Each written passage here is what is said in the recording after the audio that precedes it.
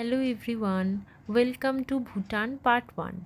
তোমরা যদি কম খরচায় ট্রেনে করে বিনা পাসপোর্টে ফরেন ট্রিপ করতে চাও তাহলে ভুটান তোমাদের জন্য বেস্ট অপশন।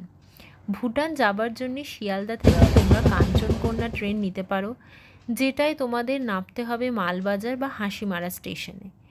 সেখান থেকে নিতে হবে গাড়ি বা টোটো, যা তোমাদের পৌঁছে দেবে জয়গাঁও। এছাড়াও তোমরা যে কোনো ট্রেনে এনজেপি পৌঁছে যেতে পারো। সেখান থেকে গাড়ি নিয়ে চলে আসতে পারো জয়গাঁও। এতে খরচা একটু বেশি হবে আর সময়ও একটু বেশি লাগবে। জয়গাঁও হলো ইন্দো ভুটান বর্ডার। এখানেই তোমাদের সেরে নিতে হবে ইমিগ্রেশনের সমস্ত প্রসেস। ভুটান যেতে গেলে কোনো প্রি অ্যাপ্রুভড ভিসা লাগে না, অন অ্যারাইভাল ভিসা হয়ে যায়। শুধুমাত্র ভোটার আইডি কার্ড থাকলেই তুমি চলে যেতে পারবে ভুটান। পাসপোর্ট ম্যান্ডেটরি নয় এখানে তোমাদের দিতে হবে এসডিএফ চার্জ, মাথা পিছু 1200 টাকা প্রতিদিনের জন্য।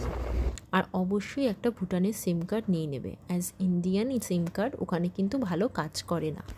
সংক্রান্ত আরও ইনফরমেশন পেতে আমাদের চ্যানেলটা সাবস্ক্রাইব করে দিও আর বেল আইকনটা প্রেস করে দিও ফর নোটিফিকেশন।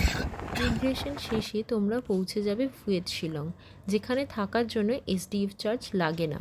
কেউ চাইলে ফার্স্ট দিনটা ওখানেই স্টে করতে পারো, বাট আমরা করিনি। আমরা সোজা চলে এসেছিলাম ভুটানের রাজধানী থিম্পুতে। ফুয়েত শিলং থেকে থিম্পু আসতে টাইম লেগেছিল 6 আওয়ার্স অ্যাপ্রক্স। এটা হলো আমাদের থিম্পুর হোটেল। আমরা যে ট্রাভেল এজেন্টের সাথে গেছিলাম তার ডিটেলসটা ডিসক্রিপশানে দিয়ে দিলাম। দিন থিম্পুতে পৌঁছাতে আমাদের বেশ খানিকটা লেট হয়ে গেছিলো, তাই সেদিনকে আর কোনো সাইট সিন ছিল না আমাদের। সোজা হোটেলে ঢুকে ডিনার করে সেদিনটা পুরোটাই রেস্ট নিয়েছি। পরের দিন থেকে শুরু হয়েছে আমাদের সাইট সিন। সেই সমস্ত আপডেটের জন্য তোমরা চোখ রাখো আমার চ্যানেলে। খুব শিগগিরই নেক্সট পার্ট নিয়ে